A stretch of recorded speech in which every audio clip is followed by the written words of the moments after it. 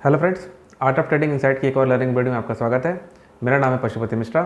आज के वीडियो में हम बात करेंगे आईपीओ के बारे में। ठीक है, तो आईपीओ बेसिकली होता क्या है।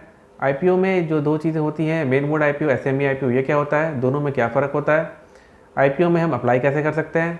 उसके बाद हम देखेंगे कि आईपीओ के अंदर कौन कौन सी कैटेगरी होती है जिसके तहत हम अप्लाई कर सकते हैं। तो इस वीडियो को काफ़ी शॉर्ट रखेंगे और कोशिश करेंगे कि शॉर्ट वे में ही सारी चीज़ें कवर कर ली जाए। ठीक है, तो देखिए, सबसे पहले हम बात कर लेते हैं आईपीओ की। आईपीओ का जो फुल फॉर्म होता है वो होता है initial public offering.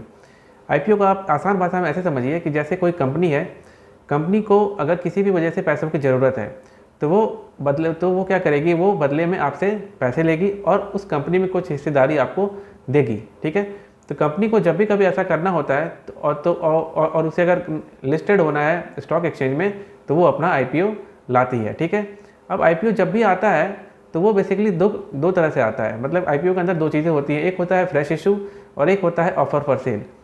Fresh issue का मतलब ये होता है कि वो जो पैसे जो आप दोगे वो सीधा सीधी कंपनी को जाएगी, और ऑफर फॉर सेल का मतलब ये होता है कि उस कंपनी का कोई एग्जिस्टिंग शेयर होल्डर या प्रोमोटर है जो अपनी हिस्सेदारी बेच रहा है, तो वो पैसे जो हैं वो कंपनी को नहीं जाएगी, वो सिर्फ और सिर्फ उसके एग्जिस्टिंग शेयर होल्डर को जाएगी। ठीक है, तो ये समझ गए आप कि आईपीओ क्या है। आईपीओ के अंदर दो चीज़ें हैं, फ्रेश इशू और ऑफर फॉर सेल। ठीक है, अब हम बात कर लेते हैं कि आईपीओ जो होती है वो दो तरह की आती है। एक होती है मेन बोर्ड आईपीओ, एक होती है SME IPO. Main board IPO का मतलब ये होता है कि जो भी स्मॉल कैप कंपनियां होती हैं, लार्ज कैप कंपनियां, मीडियम कैप कंपनियां, ये मेन बोर्ड आईपीओ के अंदर आती हैं। और जो एसएमई होती है वो स्मॉल कैप से भी छोटी कंपनी होती है। ठीक है, अब देखिए, दोनों में सबसे पहले हम समझ लेते हैं कि दोनों में अंतर क्या है।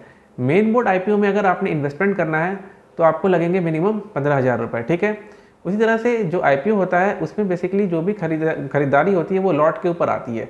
एक लॉट के अंदर उसमें कुछ पर्टिकुलर शेयर होते हैं, उसके हिसाब से आईपीओ का एक प्राइस बैंड रखा जाता है। मान के चलिए कि कोई कंपनी जैसे एक आईपीओ ला रही है। ठीक है, उस आईपीओ का प्राइस है आपका 100 से 150 रुपये। तो अगर हम 150 रुपये को अगर हम अपर प्राइस बैंड मानेंगे और उस एक लॉट में 100 शेयर हैं, ठीक है, तो उसका हो गया पर्टिकुलर, उस आईपीओ के एक लॉट का प्राइस हो गया 15,000 रुपये। ठीक है, तो आपने अगर उस पर्टिकुलर आईपीओ में अप्लाई करना है एक लॉट में तो उसके लिए आपको चाहिए होंगे कम से कम 15,000 रुपये। ठीक है, ये मैं बात कर रहा हूँ अभी मेन बोर्ड आईपीओ की। ठीक है, उसके बाद देखिए, मेन बोर्ड को जो होता है वो रेगुलेट करता है सेबी। तो मेन बोर्ड के तहत जो भी आईपीओ आते हैं वो एनएसई और बीएसई दोनों पे लिस्टेड होते हैं। ठीक है, उसके बाद क्या होता है कि जो मेन बोर्ड आईपीओ होता है उसकी हम खरीदारी तो लॉट में करते हैं, लेकिन अगर हमें बेचना हो तो हम उसे, जैसे कि मान लो कि मैंने अभी कहा कि एक लॉट में अगर 100 शेयर हैं, बट आपको जिस दिन वो लिस्टेड होगा उस दिन अगर आपको उसको बेचना है तो आप 1 शेयर 2 शेयर करके भी बेच सकते हो। जनरली क्या होता है कि आईपीओ जब भी आता है तो उसकी एक पर्टिकुलर डेट होती है, 2-3 दिन का डेट होता है, उसके 3-4 दिन के बाद उसकी अलॉटमेंट होती है और उसके 2-3 दिन के बाद उसकी लिस्टिंग होती है। ठीक है, अब हम बात कर लेते हैं एसएमई आईपीओ की। एसएमई आईपीओ भी में क्या होता है कि इसमें भी जो बाइंग होती है वो लॉट साइज के हिसाब से होती है, बट इसमें अगर आपने बाई करना है तो आपके पास मिनिमम 1 लाख रुपये से ऊपर की बिडिंग आपको करनी पड़ेगी। ठीक है, मैंने कहा था कि मेन बोर्ड आईपीओ में हम खरीदेंगे तो लॉट में, लेकिन बेच सकते हैं 1-2 शेयर भी। लेकिन जो एसएमई आईपीओ की सबसे बड़ी दिक्कत है वो ये है कि इसको आपने बेचना भी लॉट में ही है। मान लो किसी भी एसएमई आईपीओ का एक लॉट हज़ार शेयर्स का है, तो जब आप बेचोगे तब भी आपने 1000 शेयर्स ही बेचना है। तो ये एक दिक्कत निकल के आती है एसएमई आईपीओ की। ठीक है, इसके बारे में और ज़्यादा डिटेल बाद में बात करेंगे। फिलहाल आप ये आसान भाषा में समझ लीजिए कि मेन बोर्ड आईपीओ और एसएमई आईपीओ होता क्या है। अब सवाल ये आता है कि जब भी कोई आईपीओ आएगा तो हम कैसे समझेंगे कि कौन मेन बोर्ड आईपीओ है और कौन एसएमई आईपीओ है। तो देखिए, मेन बोर्ड आईपीओ जनरली तो डीमेट अकाउंट में ये लिखा होता है कि कौन मेन बोर्ड आईपीओ है और कौन एसएमई आईपीओ है। फिर भी अगर आपको समझ ना आए तो जनरली जो एक लॉट में हमें बाइंग करते हैं मेन बोर्ड आईपीओ की, उसकी जो कॉस्ट निकल के आती है वो निकल के आती है 15,000 के आसपास। वहीं अगर हम एसएमई आईपीओ की बात करेंगे तो उसमें अगर हमें मिनिमम कम से कम 1 लाख रुपये से ऊपर की बिडिंग करनी होती है। ठीक है, और जनरली ये आपके डीमेट अकाउंट में लिखा ही आएगा। ठीक है, तो इसमें आपको किसी भी तरह की दिक्कत आएगी नहीं। ये हमने बात कर ली आईपीओ की। आईपीओ के अंदर जो दो चीज़ें आती हैं, ऑफर पर सेल और इशू साइज की, उसके प्राइस बैंड की, उसके बाद मेन बोर्ड आईपीओ क्या होता है और एसएमई आईपीओ क्या होता है। ठीक है दोस्तों, अभी तक आपको ये वीडियो अगर अच्छी लगी हो तो वीडियो को लाइक जरूर कर दीजिएगा। ठीक है, उसके बाद हम बात कर लेते हैं अब इसकी कैटेगरीज की। देखिए, कैटेगरी इसमें होती है 3 तरह की। पहली कैटेगरी होती है रिटेल कैटेगरी, दूसरी कैटेगरी होती है एचएनआई कैटेगरी और तीसरी कैटेगरी होती है क्यूआईबी कैटेगरी। ठीक है, एक एक करके तीनों के बारे में बात करते हैं। देखिए, सबसे पहले आते हैं रिटेल कैटेगरी।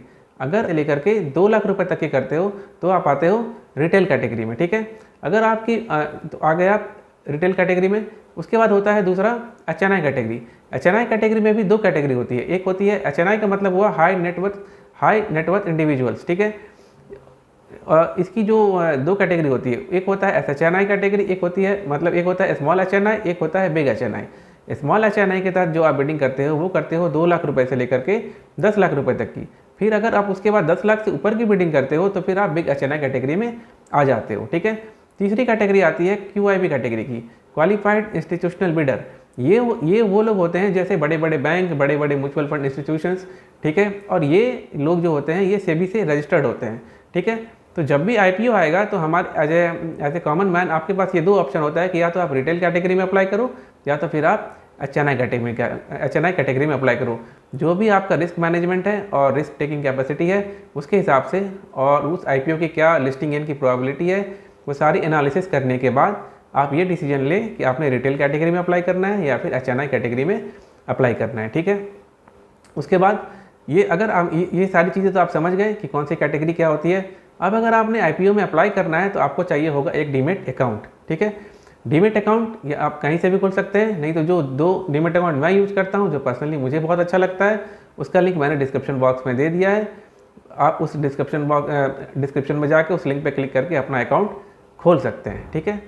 तो उम्मीद करता हूँ कि ये जो चीज़ें थी IPO को लेके वो मैंने काफ़ी शॉर्ट वे में आपको समझा दी हैं। और अगर ये वीडियो आपको अच्छी लगी हो तो चैनल को सब्सक्राइब कर लीजिएगा, सो डैट फ्यूचर में और भी इसी तरह के वीडियोस आते रहेंगे तो आपको इंस्टेंट अपडेट मिलता रहे। और IPO पे जो भी वीडियोस बनाता हूँ वो एजुकेशनल पर्पज़ के लिए मैं वीडियो बनाता रहता हूँ। तो अगर आप चैनल को सब्सक्राइब कर लेंगे तो सो डैट जो फ्यूचर में भी IPO आने वाले हैं उसके रिगार्डिंग क्या मेरा व्यू बन रहा है उसके भी अपडेट आपको मिलती रहेगी, ठीक है। और अगर आपको ये वीडियो अच्छा लगा हो तो वीडियो को लाइक ज़रूर कर दीजिएगा, ठीक है। मिलते हैं अगले वीडियो में। Thank you.